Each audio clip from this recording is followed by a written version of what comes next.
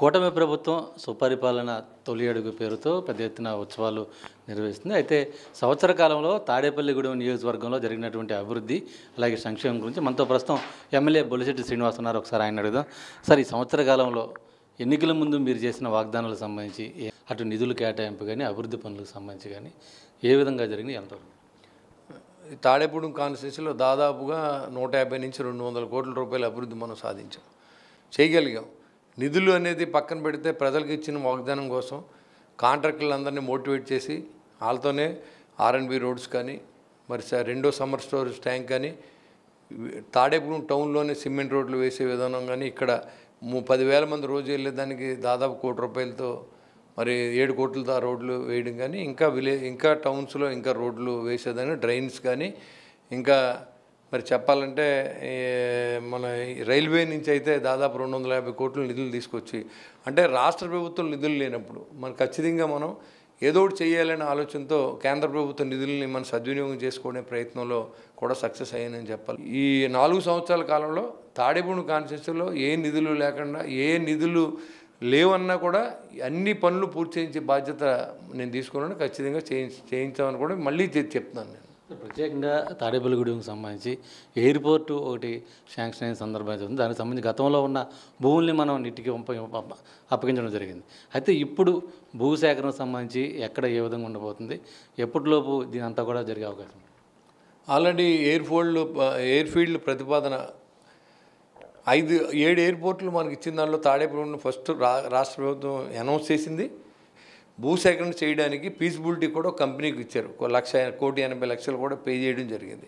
So అన్నీ ఈ airfield land లేదు, ఇక్కడ లేనప్పుడు కూడా గ్రీన్ ఎయిర్ఫీల్డ్ మనం ఏదైతే పొలాలను మళ్ళీ ఎక్వైర్ చేసి దాంట్లో కొనే భాగంగా వెంకటరామగూడెం గ్రామం చేర్చి 1,240 ఎకరాలను గుర్తించడం జరిగింది. ఆల్రెడీ దాని అన్నీ కూడా మ్యాప్ కూడా పంపించడం జరిగింది. అది లేని పక్షంలో ఏదైతే రిజర్వ్ ఫారెస్ట్ ల్యాండ్ ఉందో దాంట్లో 3,000 ఎకరాల భూమి ఉంది, దాంట్లో కూడా పెట్టుకోవచ్చు అని కూడా మేము ప్రతిపాదన చేసాం. కానీ వాళ్ళ ప్రిఫరెన్స్ ఏంటంటే బయట గ్రీన్ ఎయిర్ఫీల్డ్గా దీన్నే చేద్దామని, త్వరగా అవ్వాలంటే చేయాలని ప్రతిపాదనలో కూడా దాని శాంక్షనింగ్ లెటర్ కూడా నా దగ్గర ఉంది. ప్రత్యేకంగా మీరు అభివృద్ధికి సంబంధించి సంక్షేమం సంబంధించి పెద్ద ఎత్తున చేసామని చెప్తున్నారు. కానీ ప్రతిపక్షం సంబంధించి కూడా ఏమీ చేయలేదని పెద్ద ఎత్తున ఉద్యమం చేసిన పరిస్థితులు కూడా ఉంది. మొత్తం అంతా కూడా సంవత్సర కాలంలో అభివృద్ధి హామీలు ఏమీ జరగలేదని చెప్పి కనపడిన వాళ్ళకి పరదాలు కట్టుకుని పదవులు ఉన్నప్పుడు తిరిగిన వ్యక్తులే ఇవాళ మాట్లాడతాం. సంవత్సర కాలంలో 5 సంవత్సరాలు చేసిన విధ్వంసం మర్చిపోతారని వాళ్ళు అనుకునేది కరెక్ట్గా లేదు. ఎందుకంటే మేము చేసింది చెప్పడానికి రుజువులు ఉన్నాయి, సాక్ష్యాలు ఉన్నాయి. దాంట్లో ఆల్రెడీ ప్రణాళికాబద్ధంగా మేము చేస్తూ ఉన్నాం. అందులో జగన్మోహన్ రెడ్డి మాట అతను బాధ్యత ఉన్నవాడైతే 11 మందితో కూడా రావచ్చు. ప్రతిపక్ష హోదా ఎలా ఇస్తారు? ఇప్పుడు నేను ఓడిపోయినప్పుడు నాకు అసెంబ్లీకి వెళ్ళాలని ఉండేది, వెళ్ళనిస్తారండి? రాజ్యాంగం ఏం చెప్పింది? 18 సీట్లు తక్కువైతే నీకు ప్రతిపక్ష హోదా లేదండి. ఈ 11 సీట్లు ప్రజల తీర్పుని గౌరవించాలి. ఇప్పుడు మనం ఒక యాక్సిడెంట్ జరుగుతుంది సార్, జరిగినప్పుడు ఇమీడియట్గా డ్రైవరే కాదు మనం కూడా దిగుతాం. అయ్యో ఏమైందని హాస్పిటల్ పంపుతాం, డబ్బులు ఇస్తాం. నువ్వేం చేసావు? ప్రాణాలకు విలువ లేని మనిషి, ప్రాణ విలువ తెలియని మనిషి, ఆయన ప్రాణం తప్ప ఎవరి ప్రాణం తొడిలో తీసే వ్యక్తి మాజీ ముఖ్యమంత్రి జగన్మోహన్ రెడ్డి. ప్రత్యేకించి పార్టీకి సంబంధించి అంటే ఎక్కువగా గోదావరి జిల్లాలో పార్టీ కొంత బలోపేతంగా ఉంటుంది. అలాగే స్థానిక సంస్థల ఎన్నికలు కూడా వచ్చే అవకాశం ఉంది. ఈ నేపథ్యంలో పార్టీ బలోపేతంకి సంబంధించి జనసేన సంబంధించి ఏ విధంగా ఉండబోతుంది? అంటే కూటమిలో ఉన్నారు కానీ పార్టీ బలం కూడా ముఖ్యం. దానికి సంబంధించి ఎటువంటి కార్యక్రమాలు ఉండబోతాయి? డెఫినెట్గా ఏంటంటే అండి, ఇప్పుడు ఎవరైతే పదవులు ఉన్నారో అందరూ కూడా ఇన్ఛార్జ్ చేసి అన్ని చోట్ల కూడా రానున్న రోజుల్లో కార్యకర్తలకు అండగా నిలబడాలనే ఉద్దేశం మా నాయకుడిది. ఖచ్చితంగా నిలబడతాం.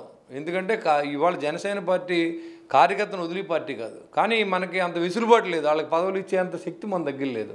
కాబట్టి ఏంటంటే వాళ్ళందరినీ మన భరోసా కల్పించి రాబోయే రోజుల్లో మంచి భవిష్యత్తు జనసేన పార్టీలో ఉండే విధంగా అందరినీ మేము చూసుకుంటామని కూడా పార్టీ తరఫున కూడా నేను తెలియజేస్తూ ఉన్నాను.